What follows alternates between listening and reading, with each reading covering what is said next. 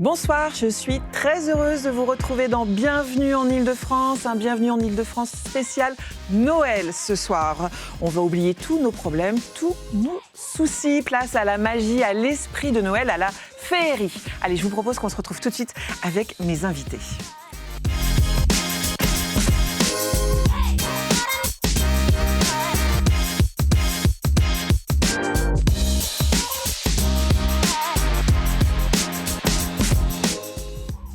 Bonsoir à tous, faisons les présentations de ce très beau plateau tour de table.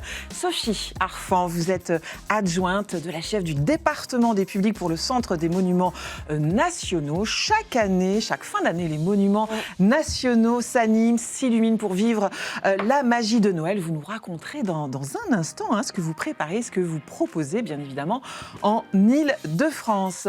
Bonsoir Manon Paris. Bonsoir. Vous êtes la chargée de communication du musée des Arts Forains, un musée des Arts Forains qui va revêtir ses habits de fête pour le Festival du Merveilleux. Doriane Rambaud, bonsoir. Vous êtes violoniste au sein de l'Ensemble Royal de Paris et vous, on pourra vous écouter durant toutes les fêtes de Noël. Eh bien, ce sera dans l'église de Saint-Julien-le-Pauvre. C'est dans le 5e arrondissement. Et pour terminer ce tour de table, bonsoir Bernard Babkin. Bonsoir. Vous êtes un visage bien connu des téléspectateurs du Figaro TV. Vous êtes le rédacteur en chef, un des rédacteurs en chef culture du Madame Figaro. Et on compte sur vous, Bernard, pour nous donner plein d'idées de sorties durant ces belles fêtes de Noël. Comptez sur moi. Allez, direction le Festival du Merveilleux. Ça se passe donc au Musée des Arts Forains. Avec vous, Manon, vous êtes à la communication.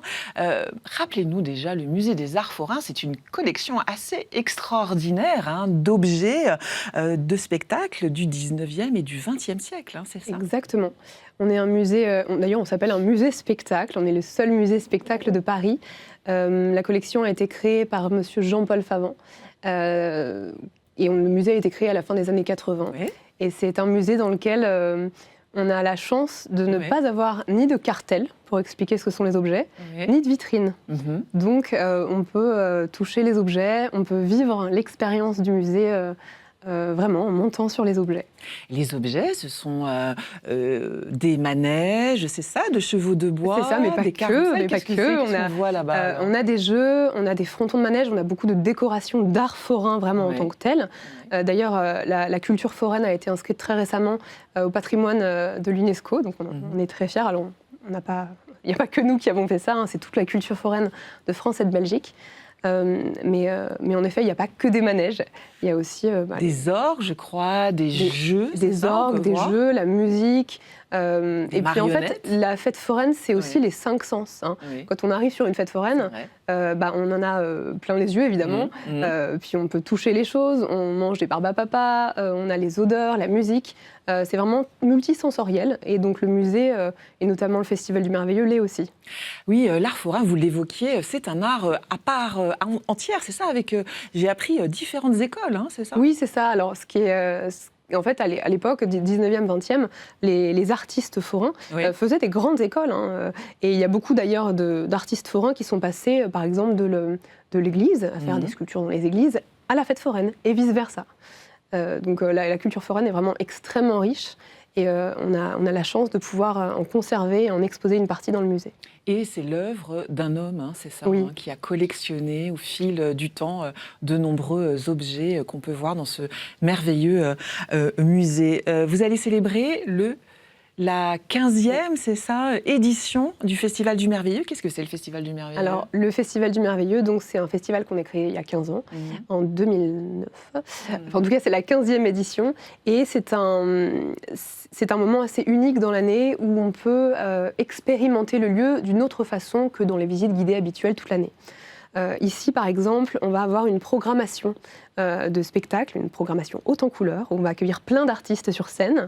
Par exemple, cette année, on va accueillir Laure Bontaz, qui est une chanteuse, une danseuse, une comédienne pleine d'énergie, qui va faire revivre la Loie Fuller, qui était une artiste, une danseuse américaine qui est notamment venue en France. C'est cette fameuse danseuse avec les voiles, etc. Exactement. C'est ça, Loïe Fuller ? Oui, exactement. Et donc, elle va faire revivre du coup Loïe Fuller, qui avait la particularité de travailler. Donc, ça se passe dans les années 1890, donc on est quand même au début de l'électricité.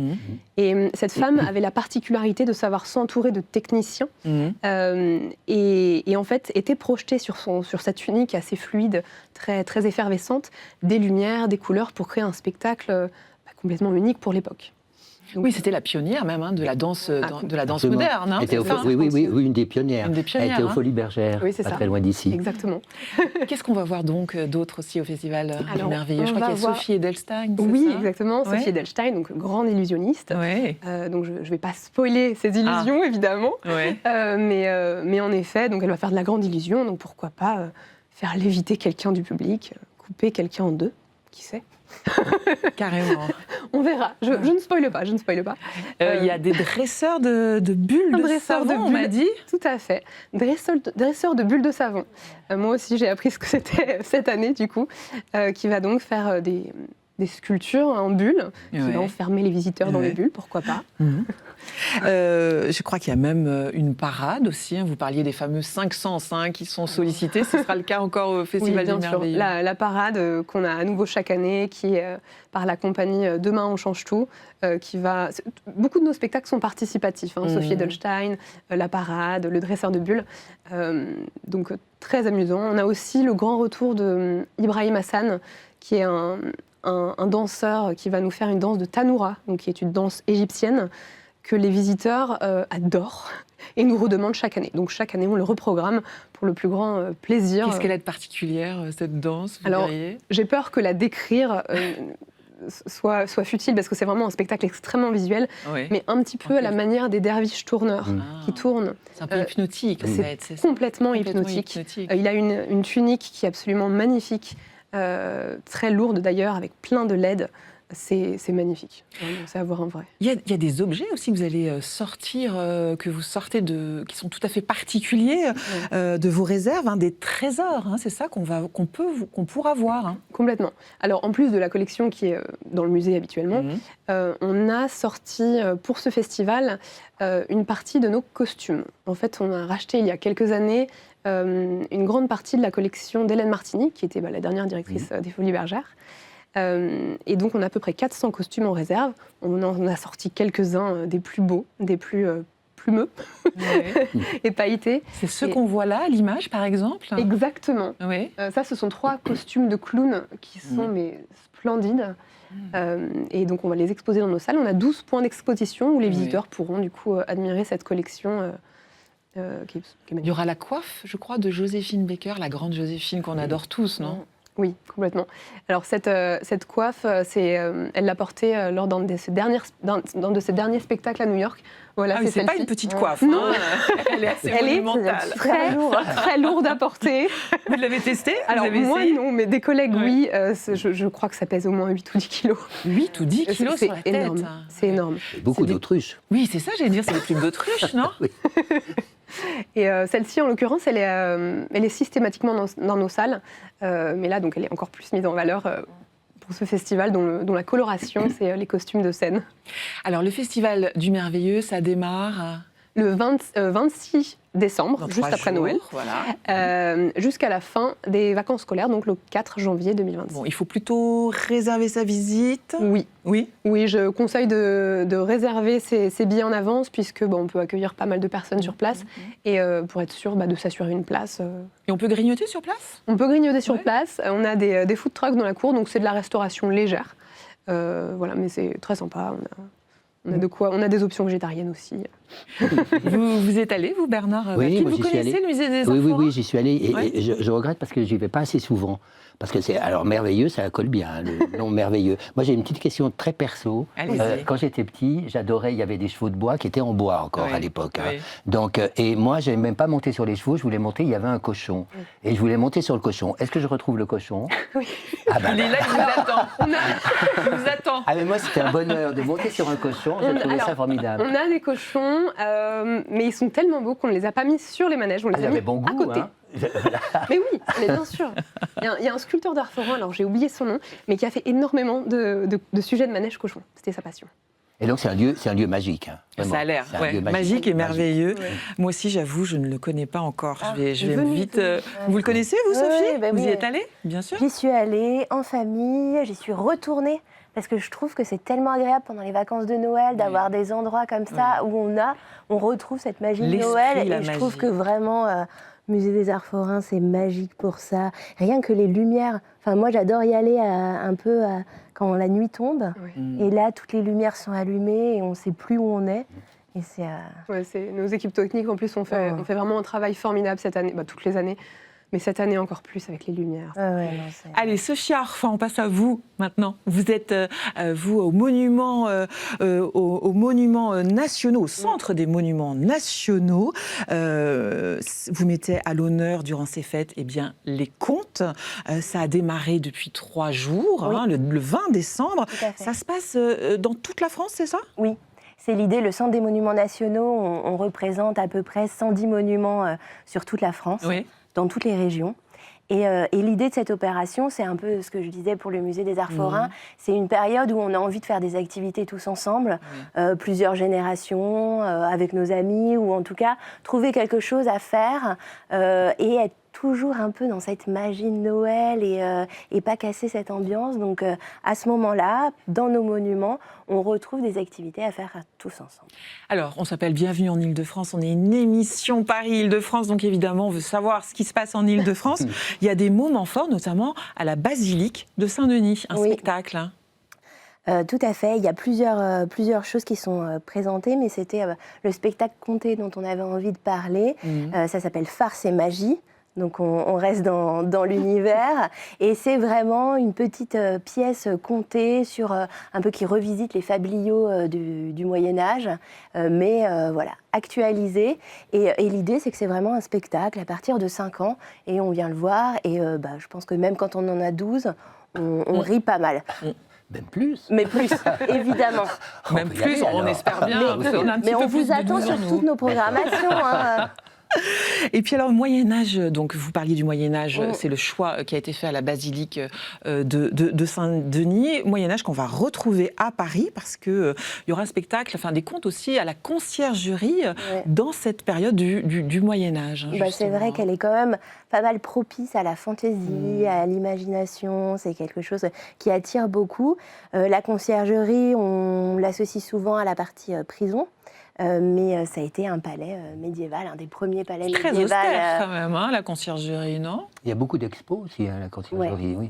Mais quand vous êtes plongé quand même dans la grande salle des colonnes, où on a l'impression d'être dans une forêt de pierre, voilà, tout d'un coup, vous avez des gens qui vont vous surprendre, vous raconter des contes. Et à chaque fois, les décors de pierre sont quand même un magnifique endroit pour imaginer les histoires, être plongé dans le Moyen-Âge. On a déjà le décor, donc après, les acteurs, ils ont juste à mettre ça en place pour... Mais je trouve que Sophie a une voix de conteuse. Oui. Tout le monde qu'elle nous raconte des contes la nuit, le soir. Tout le monde se dit ça autour de la table. Vous avez une voix extraordinaire. En vrai, j'adore ça. Vraiment, les contes, je trouve que c'est un formidable médium pour toucher tout le monde. Et puis, nos monuments, voilà, c'est des décors, on s'assoit. On essaye toujours de faire aussi des... Parce que la conciergerie, cette salle énorme, elle peut être impressionnante. Intimidante. Mais à chaque fois, on va essayer de trouver un petit coin pour vraiment être coupé du bruit des autres visiteurs et pouvoir basculer dans l'imaginaire et la fantaisie. Vous allez investir aussi le château de Vincennes. Qu'est-ce qu'on va y voir au château de Vincennes? Parce que lui aussi, il peut être un peu... Il fait peur un peu, au départ, comme ça. Mais c'est ce qu'on adore aussi. On en joue, forcément. Les histoires de fantômes au château de Vincennes, on y croit très très vite. Et là c'est aussi l'idée, dès 4 ans, donc on a envie qu'il y ait les fratries qui viennent ensemble aussi. Ça, c'est important. C'est important pour vous? C'est très important parce que, voilà, c'est pas facile, les familles à Paris. On a vraiment on a l'activité pour les 4-5 ans, et le reste de la fratrie, elle va faire autre chose. Non, on a envie. Moi, j'ai envie que vraiment tout le monde puisse participer et puis qu'après, on se raconte ce qu'on a préféré, qu'on échange autour. C'est ça, en fait. C'est vraiment vivre des expériences tous ensemble et puis se faire des souvenirs. C'est vraiment l'esprit de Noël. Mais oui. c'est pour ça qu'on y tient beaucoup à cette opération. Et au château de Vincennes, c'est une visite costumée, en fait. Donc on va être dans les pas du roi. C'est-à-dire, je me présente, je peux m'habiller, on me prête un costume, c'est ça? Ça va être surtout les acteurs qui vont être costumés. Parfois, il peut y avoir les enfants aussi qui ont une petite cape, quelque chose, mais on ne monte pas encore, mais peut-être l'année prochaine. C'est peut-être une idée. Donc les acteurs sont costumés et on va les suivre. On va les suivre. C'est ça. Comme ça permet château aussi de visiter le château. On va les suivre et on est plongé dans un spectacle, dans une histoire qu'on est en train de nous raconter. Extraordinaire. Et puis, vous investissez bien sûr le fameux domaine de Rambouillet aussi. Domaine de Rambouillet, c'est le château de Rambouillet, c'est un monument longtemps qu'on n'a pas pu visiter parce que c'était la propriété du chef de l'État.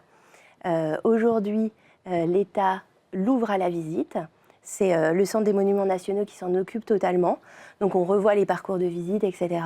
Et là, c'est pareil. On va pouvoir vraiment imaginer un spectacle. Et là, on est dans les contes. Donc voilà, le grand classique, les contes de fées, Hansel et Gretel, le petit chaperon rouge. Et la compagnie va nous raconter ces histoires au sein du château de Rambouillet. Donc les deux contes qui sont mis en avant, c'est ceux-ci, c'est Hansel et Gretel et le petit chaperon rouge. Vous me disiez que le domaine de Rambouillet venait depuis assez peu de temps, vous revenez entre guillemets dans l'administration, ça date de quand ? Alors, j'allais vous dire, nous, les monuments, c'est toujours des temps longs. Donc, quand je dis depuis pas très longtemps... C'est combien de temps ? Ça fait quand même... je crois que ça fait 5 ans, officiellement, qu'on en a la charge. Et aujourd'hui, qu'on peut vraiment l'ouvrir très largement à la visite. Et on a envie de faire visiter, bien sûr, le château, mais aussi de raconter un peu les coulisses. Comment ça se passait quand il y avait des visites officielles de chefs d'État. Comment ça se passait... Il y a eu un G7 qui s'est passé à Rambouillet. Enfin, voilà. C'est aussi... par le biais de la petite histoire, raconter la grande histoire qui a eu lieu à Rambouillet. Il y a pas mal de chambres, en fait, qui dénotent vraiment de l'époque à laquelle il a reçu un chef d'État. Donc, il y a la chambre Eisenhower, il y a des chambres années 30 magnifiques. Enfin, vraiment aussi, si on aime le design, c'est aussi un château à découvrir. Effectivement, vous connaissez, vous, Bernard, le château de domaine de Rambouillet ? Non, parce que je ne connais aucun président de la République, donc je n'étais pas invité, je ne connais pas les chambres 1930. Non, j'y suis jamais allé. Ça donne très donne envie d'y aller. Ça donne envie d'y aller, mais on visite le château tout seul, ou enfin là, les contes, mais on suit l'histoire des contes, mais autrement, on peut se promener dans le château comme ça ? Ah oui. Et en plus, souvent, vous avez des visites qui sont proposées. Donc, avec des agents du patrimoine, vous pouvez découvrir le château. Et comme ça, ils vous racontent aussi, parce que voilà, on a besoin aussi de cette médiation humaine pour bien comprendre. Parce que ça fait vraiment, littéralement, des couches d'histoire. Vous avez des parties qui vous semblent être du 18e. Et puis, tout d'un coup, vous êtes vraiment dans les années 30, les années Art déco, avec des chambres très, très belles. Il faut dire que les monuments historiques, toute l'année, il y a beaucoup de danse aussi. Beaucoup, tout le long de l'année, il y a beaucoup de spectacles. C'est vraiment l'idée d'avoir une programmation de spectacles vivants aussi, pour dire le patrimoine, c'est aussi ça, en fait, et ça se marie très bien, et vraiment, ça nous tient à cœur d'avoir une programmation dynamique pour que aussi les gens reviennent, et que les gens qui habitent autour du monument aient envie de le redécouvrir sous différentes formes, de s'approprier, de venir faire du sport. On a une opération comme ça, de venir pour les fêtes de Noël. Voilà, on essaye vraiment d'alterner pour Alors c'est à partir de quand ces fameux contes dans tous les monuments nationaux d'Île-de-France? Ça a commencé là avec le début. Vraiment, c'est facile à retenir. On se dit, ce sont les vacances de Noël. Vacances de Noël. Donc c'est parti. Vacances de Noël. Il faut plutôt réserver ses visites aussi. Oui, c'est plutôt recommandé. C'est toujours mieux. Vous pouvez retrouver sur le site internet du Centre des monuments nationaux tout notre programme.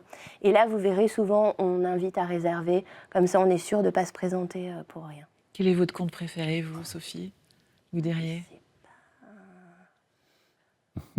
Bon, laissez-moi réfléchir jusqu'à la fin de l'émission. Et vous, Doriane, vous avez un conte préféré? Vous aimez les contes? Ah oui, j'adore ça, mais alors pareil, il faudrait que je réfléchisse un peu pour le choisir. Je me souviens, le gâteau, le pain d'épices, oui, la maison, ça donnait très envie, non? Bah oui, ça fait peur, mais en même temps, le pain d'épices, ça fait envie quand même. C'est ça qui est bien, c'est le frisson. Mais c'est le frisson. Puis Blanche-Neige et les 7 nains, non? Blanche-Neige, bah oui, bien sûr, c'est un joli conte. Moi, j'aime bien. Vous aimez bien, vous? Oui, j'aime bien la petite sirène. La petite sirène. C'est merveilleux, la petite sirène. Doriane Rambaud, vous êtes violoniste. Vous faites partie de l'ensemble royale de Paris. Et vous, pendant ces merveilleuses fêtes de Noël, eh bien, on va pouvoir aller vous écouter dans une église. C'est l'église Saint-Julien-le-Pauvre, c'est ça? Elle est dans le 5e arrondissement. Elle est assez particulière, cette église. Racontez-moi. Oui, on en dit qu'elle est la plus vieille de Paris, il me semble. Mais bon, des plus anciennes, du XIIIe siècle, je crois. Ça. Et elle est placée juste en face de Notre-Dame. Elle n'est pas très connue, effectivement, pas très loin de Notre-Dame. Il y a un petit square. Un très joli petit juste square. de l'autre côté de la Seine, en fait. Ravissant. Elle est un peu secrète. Un peu secrète. Un peu secrète. Oui. Vous jouez, vous avez l'habitude de jouer dans cette église. Oui, j'ai fait plus de 200 concerts dans cette église. Alors c'est presque chez vous, non? je compte bien mettre un canapé ou un lit parce que j'y vis littéralement, vraiment. Est-ce qu'elle a une acoustique particulière, vous qui êtes violoniste, musicien? Et racontez-moi, quelle est cette acoustique? C'est une petite église. Exactement. Elle a une acoustique de salle de concert, en fait, parce que ça résonne pas tant que ça.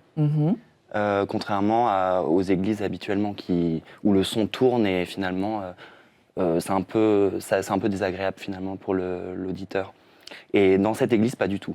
Pas du tout. Non, et on entend extrêmement bien, même du dernier rang. Donc c'est parfait. Mais c'est une petite église, ça fait vous pouvez recevoir combien de public là? 200. 200 quand même. Oui, 200 personnes. Qu'est-ce qu'on va pouvoir, qu'est-ce que vous proposez, qu'est-ce qu'on va pouvoir écouter lors de ces fêtes de Noël, Dorian? Moi pendant le concert, je joue 30 minutes à la fin du concert. Donc moi généralement je joue, c'est même pas généralement, c'est tout le temps. Je joue 2 saisons de Vivaldi. Donc donc après je choisis parmi les 4. Bon, on n'a pas le droit de jouer l'automne. Ah bon? Non. Pour quelle raison on n'a pas le droit de jouer l'automne? Qui a décrété ça? Je pense que c'est l'une des moins connues finalement, même si elle reste très belle. Mais donc voilà, parce que c'est un concert quand même pour un public assez, comment dire. Averti ou non, grand public? C'est grand public. Voilà, pour un grand public. Des gens qui n'ont pas tout à fait l'habitude de se rendre. Exactement, donc on joue des pièces vraiment très très connues. Donc en général, je joue l'été et l'hiver. Ça tombe bien l'hiver. Enfin, le printemps quand même fait partie des plus connues aussi. Mais dans celles qui bougent le plus, on va dire l'été et l'hiver. Donc du Vivaldi, mais aussi de la musique sacrée, non? Je crois qu'il y aura Schubert aussi, la veille de Schubert, non? C'est ça? Oui, alors il y a aussi le Requiem de Mozart, un extrait. Oui. Le Lacrimosa, il me semble. Et beaucoup de pièces. Après, le programme change souvent. Finalement, il ne faut pas trop se baser à celui qui est écrit sur le prospectus parce que ça change. Il y aura du Handel, il y aura du Jean-Sébastien Bach, bien sûr, c'est ça? A priori, oui. Il peut y avoir des surprises. Vous n'êtes pas trop au courant? Si, ce que vous dites est vrai, mais ça peut changer. Est-ce que jouer de la musique sacrée, ça s'aborde de la même façon ou pas de la même façon? Alors, pour être honnête, moi je ne joue pas du tout de la façon baroque qui est attendue. Je joue d'une manière très romantique, donc avec beaucoup de vibrato, un son assez... on va dire assez profond, qui ne reste pas en surface. Donc voilà, il ne faut pas s'attendre à un jeu baroque quand on vient écouter mes 4 saisons de Vivaldi. Ça, il faut absolument que les gens le sachent. Et de jouer dans une église par rapport à une salle de concert classique, ça vous influence, ça vous inspire particulièrement? Oui, il y a une ambiance particulière. Après... moi, je joue les yeux fermés. Donc, en général, l'atmosphère, je m'en imprègne quand je rentre dans le lieu de concert, mais après, finalement, sur scène, je l'oublie. Et je suis vraiment dans ma tête. Vous êtes concentré? Voilà. Il y aura également une soprano ukrainienne qui va être présente tout au long de ces fameux concerts. Elle s'appelle, je ne veux pas écorcher son nom, Olga Vojnovich. C'est ça, peut-être? Oui, c'est ça. Oui. Elle est incroyable. Elle est incroyable. Oui. Oui, elle a vraiment une voix de velours. Vous l'accompagnez au violon aussi? Alors, on va probablement jouer ensemble. Mais alors, on joue ensemble à la fin du concert en bis, généralement. Mais sinon, non, on n'a pas forcément de... On a vraiment nos moments partagés à la fin, mais pas pendant le concert. Vous avez commencé pas le piano, mais le violon, finalement, un petit peu tardivement, vous, non? Je crois que c'est à l'âge de 8 ans. Oui, oui. Alors pour certains, c'est tard. On dit que c'est un peu... Pour le violon, on peut commencer à 4 ans, oui. C'est ça. Qu'est-ce qui vous êtes d'une famille de musiciens? Alors non, pas du tout. Comment est arrivé le violon dans votre vie? Parce que vous êtes un violoniste très renommé et multi-récompensé que nous avons à notre table ce soir. Hein. En fait, c'est ma maman qui jouait du piano, mais juste chez elle, pour elle, qui désirait avoir un enfant violoniste. Elle ne vous a pas obligé quand même, votre maman? Alors au début, si. Ah, au début, oui. Au début, elle m'a obligé. Alors maintenant, je regrette absolument pas et j'adore, enfin c'est toute ma vie. Oui. Mais je dois quand même dire qu'au début, si, ça vient d'elle. Oui. Et sinon, je pense que j'en aurais jamais fait. Je trouve que c'est une belle histoire pour toutes les mamans qui forcent les enfants à faire de la musique. C'est vraiment important, oui, de donner quelque Bravo. chose en tant que mère à son enfant, parce que si on attend que l'enfant fasse quelque chose, Mais pas forcément. Mais c'est difficile l'apprentissage du violon par Surtout définition. pour les voisins. Il faut créer les notes, contrairement au piano qui existe. Oui. C'est vrai qu'il faut créer le son et puis le vibrato apporte quelque chose au son, justement. Il n'y a pas ça avec le piano. Il y a la notion de justesse, bien sûr. Oui. Il peut y avoir plein de sons parasites qu'on n'a pas au piano. Donc, on devient fou avec le violon. Vraiment. On devient fou. Oui. Et vous avez vite... On dit souvent que c'est une boîte à névrose. Une boîte à névrose, hein. Je ne savais pas. Voilà. Vous soignez votre névrose avec ou pas? Je devrais. Je devrais, vraiment. Et quel est, vous êtes désormais un violoniste multi-récompensé. Hein, vous produisez dans beaucoup d'endroits. Où est-ce qu'on va pouvoir vous retrouver ailleurs qu'à Saint-Julien-le-Prof? On va pouvoir me retrouver à Lyon l'année prochaine. Oui, en Pologne. Alors ça, bon, tous ces concerts-là sont pas encore vraiment actés, donc je peux même pas vraiment en parler, mais voilà. Mais c'est en cours, c'est ça? Voilà, c'est ça. Ouais. C'est ça. Et puis, je suis en train de former un quatuor à cordes, donc probablement qu'on va jouer assez régulièrement à Paris. Bon, pour l'instant, ça, c'est aussi à l'état de projet, donc. Mais bon. Comme on disait tout à l'heure, je suis surtout à Saint-Julien-le-Pauvre. Durant les fêtes de Noël. Oui, Bernard. Non, mais l'instrument, c'est important aussi. Alors, vous avez un beau violon ou comment ça se passe? Vous avez votre violon? J'ai un Milan, oui. Mais c'est pas forcément un violon dit professionnel. On dit que c'est un violon d'études. Mais bon, après, malgré tout, c'est quand même le violoniste qui crée le son. Oui. Ah oui. Donc, et justement, ça tombe bien. Ah oui. Parce que il va créer. Je vous propose de vous lever, Dorian, et d'aller chercher votre violon, le fameux Milan, hein, c'est ça. Parce que Dorian va nous proposer un extrait. Alors, ce n'est pas du Vivaldi ni du Handel. Dorian, je crois que vous allez nous proposer. Venez, avancez-vous, Dorian, et vous allez vous mettre, voilà. Clément va vous installer, mettez-vous sur la petite marque rouge au sol, voilà, et on va pouvoir vous écouter. Vous vous accordez votre violon. Et vous allez nous proposer, Dorian, vous êtes prêt? C'est bon pour vous? Vous avez besoin de... Je vais vous jouer alors un extrait de ma fantaisie que j'ai composée cette année. Très bien, eh bien, on vous écoute avec plaisir.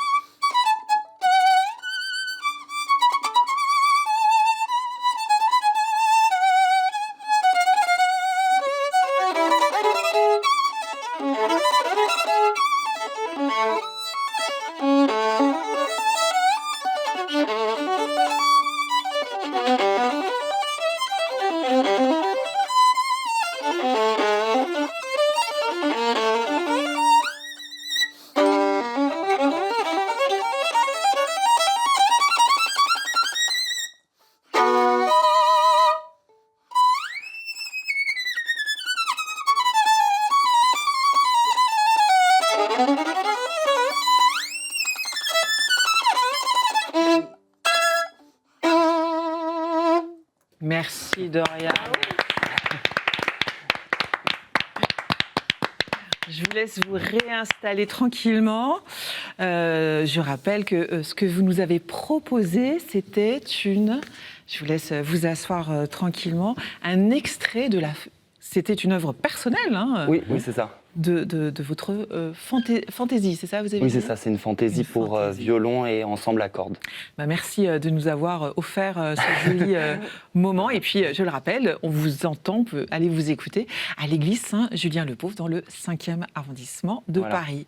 On va continuer à parler musique maintenant avec vous, Bernard Babkin. Alors, vous n'êtes pas le Père Noël. Non, je ne suis pas le Père Noël. Bien que vous ayez une jolie barbe blanche aussi. Oui, voilà, moins fourni. Vous êtes journaliste culture, Madame Figaro. Vous êtes venue avec plein d'idées de sorties.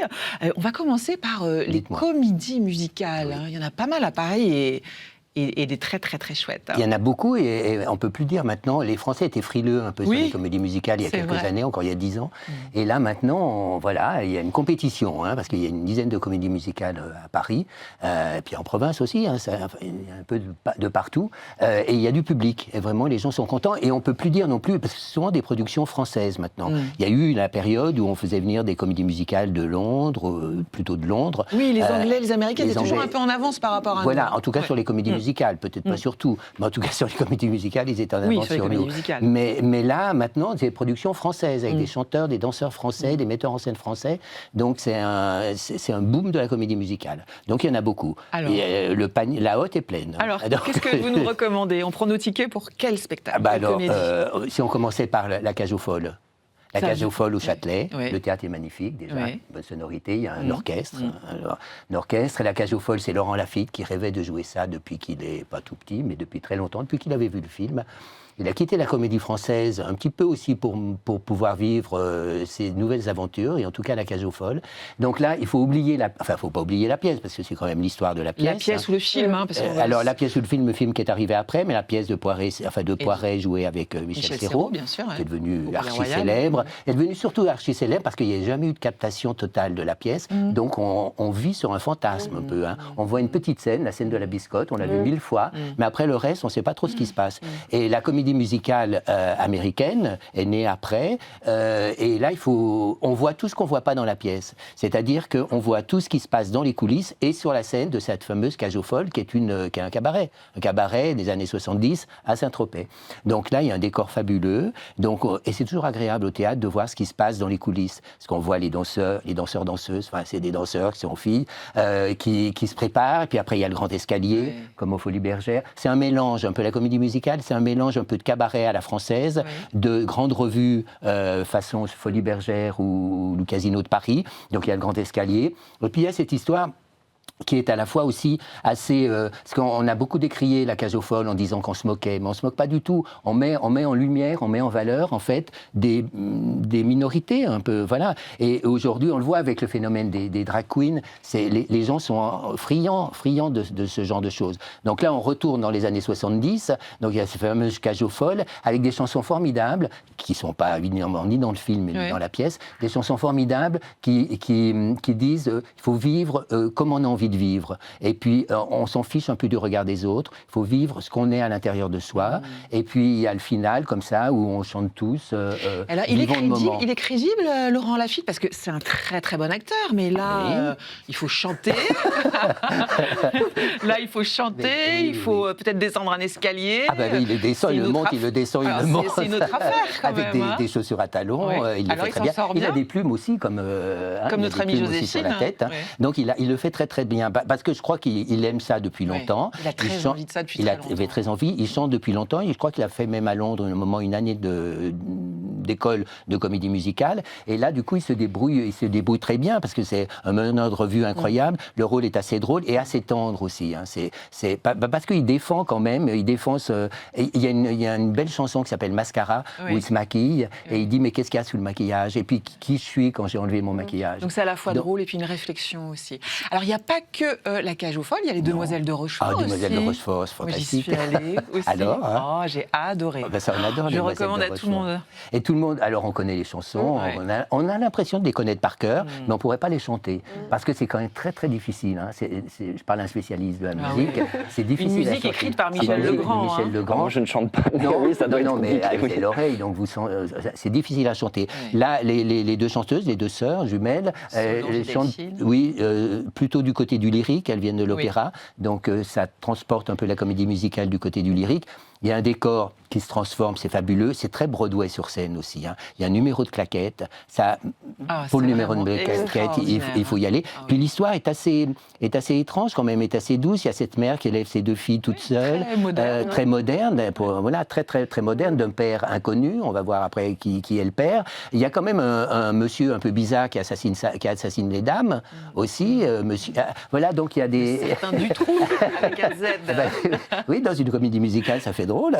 Et puis il y a Monsieur Dame. Enfin, c'est charmant. C'est charmant. C'est charmant. C'est très élégant. C'est très pétillant. Et on ressort avec la pêche. On ressort avec la pêche. Alors, il n'y a pas que des comédies musicales, il y a de la danse aussi à voir durant ces fêtes de Noël. Ah oui, il y a pas mal de danse. Il y a Angelin Prêche-Locage qui sera au Théâtre des Champs-Élysées. Le Théâtre des Champs-Élysées, c'est magnifique. Hein. La salle est merveilleuse. Déjà que pour la salle, on s'assoit. Déjà, le spectacle est là. Et après, il y a le Lac des Cygnes d'Angelin Prêche-Locage. Beaucoup de chorégraphes montent le Lac des Cygnes parce qu'il y a la musique de Tchaïkovski, chacun y met sa patte. Hein. Donc il y a Mathieu Osborne qui l'a monté qu'avec des hommes, hein, puisque le prince était gay dans sa version. Là, c'est une version assez écolo d'Angelin, Prêche-Locage, qui a pris la musique de Tchaïkovski, qui en a enlevé certains morceaux, qui en a rajouté, qui a mis de la musique un peu contemporaine au milieu. Et surtout, c'est ce lac est menacé, ce Lac des Cygnes est menacé parce qu'il y a les politiques, parce qu'il y a les gens qui ont de l'argent, ils ont découvert qu'il y avait des terres rares au bord du lac et ils veulent construire une usine au bord du lac. Et alors, bonjour pour les cygnes. Hein. Et là, Angelin Prêche-Locage, c'est magnifique sur le travail de l'ensemble, la compagnie. Ils dansent tous ensemble, c'est majestueux. Et là, c'est une version assez pessimiste quand même de notre société. Mais alors, ça n'empêche que c'est un beau spectacle. C'est un beau spectacle. Si on veut un peu plus de magie, on peut aller voir la véritable histoire du Père Noël. Hein, c'est ça, en famille. Hein, c'est une expérience assez chouette. Hein. J'allais dire autre genre, là. Autre genre, mais oui, mais là, on fait le grand état. Là, c'est beau parce que c'est dans un hôtel particulier du 5e arrondissement, c'est rue du Cardinal Lemoine, un hôtel 18e, très beau. Donc, on se promène dans toutes les pièces. Il y a de vrais acteurs. Parce qu'il y a beaucoup de spectacles immersifs en ce moment. Alors, immersif, on ne sait pas trop bien ce que c'est. Quelquefois, on a un casque, on n'a pas de casque, on est plongé dans les images. Là, on est plongé dans un univers qui est réel, en fait. Tous les décors sont vrais, il y a la petite boîte. Et là, ça nous raconte la véritable histoire du Père Noël. On va de pièce en pièce et on découvre pourquoi le Père Noël a été inventé, comment il a été inventé. On va dans un magasin de bonbons aussi. Et là, on découvre qui a inventé les papillotes et pourquoi on met des blagues dans les papillotes. Et ça, on peut le faire en famille. Hein, en famille, à 3 ans, 3-4 ans. 3-4 ans, 12 ans. Enfin, moi, j'y suis allé, il y a des enfants tout petits devant moi qui étaient contents. Alors, les enfants tout petits, ils ont tendance à parler, mais c'est pas gênant, ils veulent parler aux acteurs. Hein. Les acteurs posent un peu des questions et eux, ils se lèvent. Mais ça donne un spectacle très... Et au dernier étage, il y a une petite boutique et il y a un bar. Enfin, il y a un salon de thé plutôt. Un salon de thé qui est très joli et c'est très agréable d'y passer une après-midi. Et puis, il y a bien sûr du cirque. Hein. C'est vrai qu'on associe assez facilement le cirque aux fêtes de Noël avec le fameux Cirque du Soleil, hein, qui est à Chatou. Hein, qui est à Chatou, sur l'île des Impressionnistes. C'est un chapiteau absolument incroyable. On dirait un palais, on dirait le Taj Mahal. Hein. Un peu, un grand palais blanc comme ça. Puis à l'intérieur, une très grande scène, il y a des musiciens. C'est un spectacle qui est pas... C'est un de leurs premiers spectacles, hein, qu'ils ont un petit peu remanié. Donc le Cirque du Soleil, leur truc à eux, je dis truc entre guillemets, leur truc à eux, c'est de mettre des numéros de cirque et de raconter, il y a un fil rouge, et de raconter une histoire avec ça et avoir des costumes et des maquillages un peu exceptionnels. Là, cette version-là s'appelle Allegria, c'est l'histoire du bien et du mal. Un peu, il y a un roi, et puis il y a des nobles, un peu des cathis, et puis il y a des barbares qui arrivent, donc c'est le combat de l'air et du feu. C'est un peu anecdotique, ça. Et puis c'est chanté surtout, hein, aussi. C'est chanté du début à la fin. Ah oui Oui, avec deux cantatrices qui chantent beaucoup. mais ils sont bien, hein, mais beaucoup. On espère. Tant qu'à faire. Oui, tant qu'à faire. Mais je trouve qu'il y a plus formidable, parce qu'ils choisissent des numéros de cirque qui sont vraiment fabuleux. C'est époustouflant. C'est époustouflant. Donc là, ils sont un peu habillés haute couture par le Cirque du Soleil, mais si on prend la base du numéro de cirque, c'est magnifique. Il y a un numéro de trapèze volant à la fin, on est bouche bée. On est bouche bée. Bon, Oui. moi, j'adore danser, Bernard. Où Oui. est-ce que vous m'emmenez danser pour les fêtes de Noël Ah, vous voulez danser? Oui. On peut aller à Paris, au Cabaret Sauvage. Au Cabaret Sauvage. Oui, ça, il y a des c'est dans le soirs. 20e, C'est 19e. dans le 19e, c'est à la 19e, Villette. ouais, à la Villette. Il y a des tas de choses. Il y a la Grande Halle, il y a la Philharmonie. Et là, au bout de la Villette, il y a le Cabaret Sauvage. Ouais. Et on y va tous ensemble, et Ouais. comme ça. Et ça dépend des soirs. Ouais. Il y a des thèmes, c'est des soirées thématiques. Il Ouais. faut regarder un petit peu les thèmes. Parce qu'on peut tout danser, c'est ça tout, Eh ben, c'est on quoi peut, le programme, en fonction là du thème, Oui. on peut tout danser, ça dépend de la soirée. Il vaut mieux choisir la bonne soirée si on veut danser la Java ou autre chose. Et on danse, voilà, et on passe une soirée fabuleuse. Bon, Vous allez venir avec moi? Oh bah alors moi, la danse, les yeux fermés, enfin les yeux Ah ben, fermés. je vais faire bien attention. Attention, pas qu'on se... C'est dangereux. C'est dangereux. Merci pour vos recommandations, Bernard Babkin. Merci Sophie Arfan. Je rappelle, vous, c'est les monuments nationaux autour des contes durant toutes les fêtes de Noël. Doriane Rambaud, on vous retrouve à Saint-Julien-le-Pauvre. On vous écoute à Saint-Julien-le-Pauvre durant toutes les fêtes. Et puis Manon Paris, c'est au musée des Arts Forains, le festival du merveilleux. Très rapidement. Le prochain concert, surtout, sera à la Madeleine le 18 décembre. Merci à vous tous d'avoir été sur ce plateau. Je vous laisse et on va retrouver très vite Françoise Dargent qui va venir nous faire sa sélection. C'est sa sélection de Noël de beaux livres.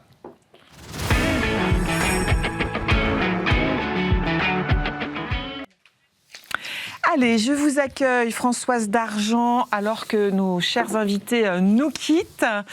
Françoise Dargent, vous êtes la rédactrice en chef du service culture du Figaro, visage bien connu des téléspectateurs de cette émission Bienvenue en Île-de-France. Pour cette émission spéciale Noël, Françoise, vous nous avez concocté un choix, une sélection de beaux livres. On va commencer par Les Mondes de Jane Austen. C'est ce livre que j'ai sous les yeux. Voilà, alors Jane Austen, c'est Inis Éditions. Alors c'est un livre que j'ai choisi. Alors c'est une couverture un peu girly. Oui, c'est vrai. Il y a du rose, il y a du turquoise, mais ça cache un ouvrage assez documenté sur cette romancière auquel certains lecteurs vouent un véritable culte. C'est vrai qu'elle est très très réputée. On lui doit 6 romans qui ont été écrits entre 1811 et 1817. Les plus connus sont Raison et Sentiment et Orgueil et Préjugés. Et pourquoi ils sont connus? Parce qu'ils ont été adaptés, ils ont fait l'objet de nombreuses adaptations au cinéma. Donc on se souvient de Colin Firth en Mr. Darcy dans Orgueil et Préjugés. Voilà. On se souvient de Kate Winslet et Emma Thompson dans Raison et Sentiment dans une version plus hollywoodienne. Et jusqu'au journal de Bridget Jones, qui fait de nombreux clins d'œil à la romancière, puisqu'il y a aussi le héros s'appelle aussi Mark Darcy. Bref, donc c'est une superstar. C'est un livre passionnant qui explore vraiment tout l'univers. C'est ça de la romancière. Ce n'est pas qu'une biographie. Voilà, alors ça recontextualise un peu l'époque dans laquelle elle a vécu. Elle est née en 1775 à Stevenson, dans le Hampshire. Elle a bougé en Angleterre, mais elle n'a jamais vraiment quitté cette région qui est une Angleterre un peu rêvée, une Angleterre vallonnée où on se promène, comme le font souvent ses héroïnes d'ailleurs et ses héros.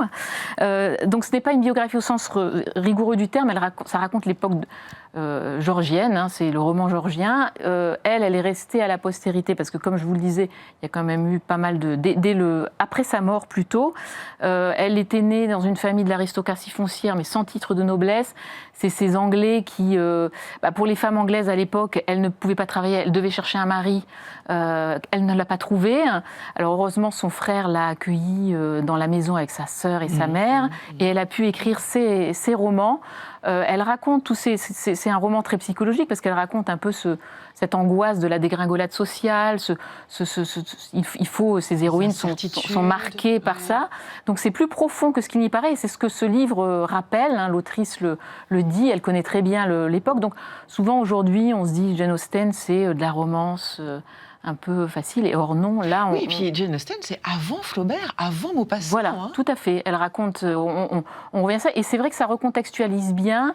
Il y a plein d'encadrés. Donc moi, je trouve que c'est un ouvrage qu'on peut Alors Françoise, à qui j'offre ce livre, À qui il est destiné? Alors à une passionnée de littérature, donc ça peut être une tante, mais aussi à une jeune fille, ça peut être une adolescente qui découvre les romans de Jane Austen. Ça lui permettra d'entrer dans cette... de l'amour, peut-être. Voilà, ça lui permettra d'entrer dans cet univers. 38 €, c'est aux éditions Inis. Autre sélection, c'est les Contemplations. Alors là, c'est un très très gros livre et très très beau livre. Les Contemplations illustrées par les débuts de la photographie, c'est ça? Oui, alors ça c'est du lourd, c'est du lourd, du cher, mais du très beau. Alors on doit à l'éditrice Diane de Cellier qui fait toujours de très très belles éditions, très très soigné. Son livre, elle a chaque année un livre, elle associe en fait un thème à des illustrations. Donc là, c'est Victor Hugo, Les Contemplations, qui sont associées au début de la photographie. Alors encore fallait-il le faire, parce que les débuts de la photographie, c'est souvent, il y a plein de choses, c'est encore un domaine qui est peu exploré.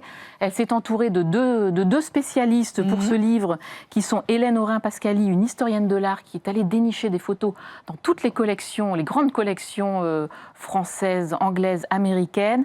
Elle s'est associée aussi à Florence Nogrette, à qui on doit une très belle biographie de Juliette Drouet pour les textes, et ça donne un ouvrage remarquable. Avec un mot d'ordre, je crois que c'est montrer vraiment des images qui n'ont jamais été publiées, c'est ça? Voilà, des images. Alors il y a beaucoup. Alors il y a des images qu'on connaît quand même. Mais certaines qu'on ne connaît pas. Mais certaines qu'on ne connaît pas et qu'on découvre. Et vous me disiez, il y a 99, c'est ça, un photographe dans ce livre. Est-ce qu'on peut avoir quelques noms? Alors, ne me dites pas tous les 99, évidemment. Ce serait long, je ne les connais pas tous en plus. Donc, il y a Adjet, il y a Marville, il y a Julia Marguerite Cameron, il y a Louis Daguerre, il y a bien sûr Nadar, Gustave Legré. Alors, ils sont accompagnés de quelques anonymes, la découverte aussi des photographes anonymes, et de quelques autres noms d'amateurs que l'on connaît, parce qu'à l'époque, il faut dire que la pratique photo, à cette époque, tout le monde s'y met.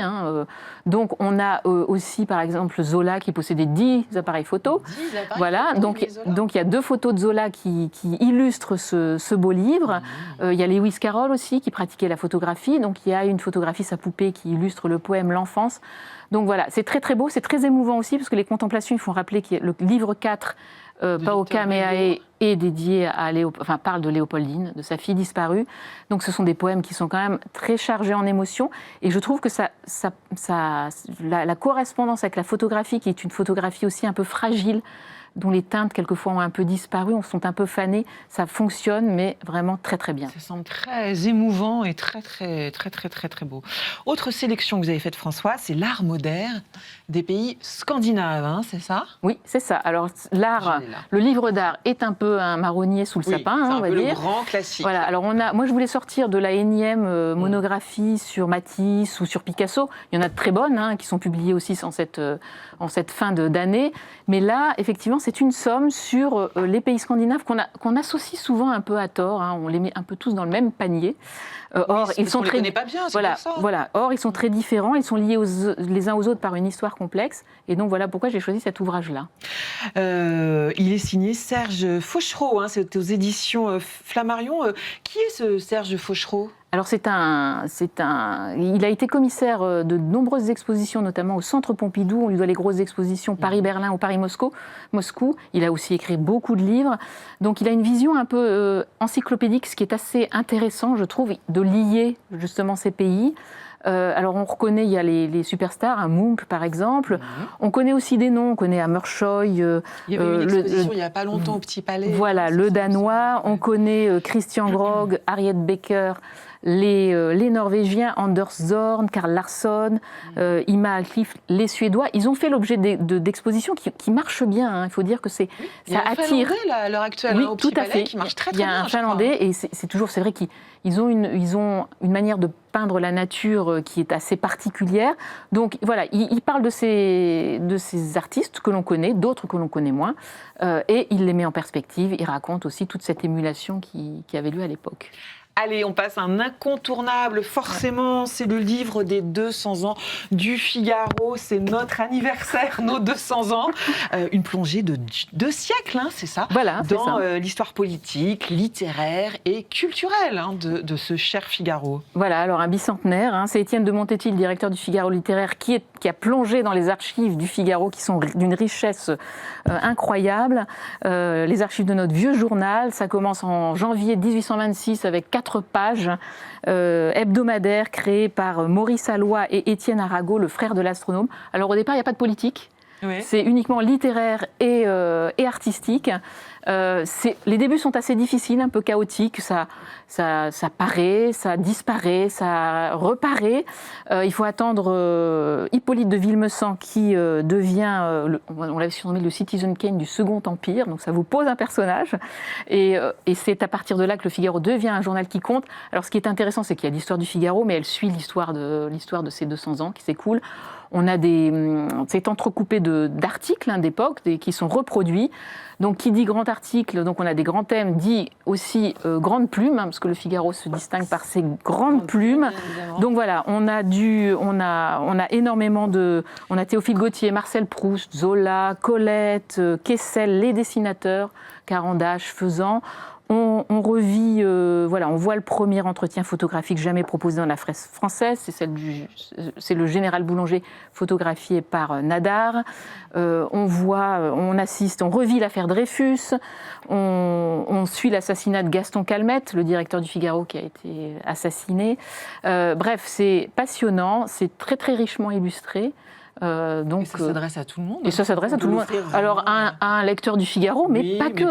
À un amateur d'histoire, tout simplement. Voilà. Le Figaro qui fêtera en grande pompe son anniversaire les 14, 15 et 16 janvier au Grand Palais, où vous êtes cordialement invités. Il suffit de vous inscrire sur le site. On passe à un autre livre, c'est ce cher Harry Potter et la coupe de feu, dans une très belle édition. Alors voilà, je me disais que les plus jeunes peuvent aussi avoir leur beau livre, donc il n'y a pas de raison. Donc j'ai choisi celui-ci qui est le 4e tome. Donc je ne vais pas vous refaire l'histoire. C'est Harry Potter est déjà devenu n'est plus ce petit sorcier. C'est le fameux tome où il y a la Coupe du Monde de Quidditch, et c'est un ouvrage qui est effectivement un peu comme un manuscrit ancien ou un grimoire. Il est très très bien illustré. Il y a des petites animations. Il y a quelques animations qu'on déplie à l'intérieur. Donc il paraît que les adolescents aiment bien les beaux livres en ce moment. Donc voilà, ça leur plaira certainement, et ça plaira aussi à tous les amateurs d'Harry Potter. Oui, c'est un beau livre illustré par Carl James Mountford. J'espère que je prononce bien. C'est un jeune homme, illustrateur, oui. C'est ça. Le livre est aux alentours de 49,50 €. Oui. Donc c'est un beau livre, c'est un beau cadeau. C'est un beau cadeau, effectivement. Mais à garder presque toute une vie. Exactement. Alors de la jeunesse, on va basculer très gentiment vers l'enfance, c'est ça? Voilà, alors je ne voulais pas oublier les tout petits, parce que je trouve que ce livre...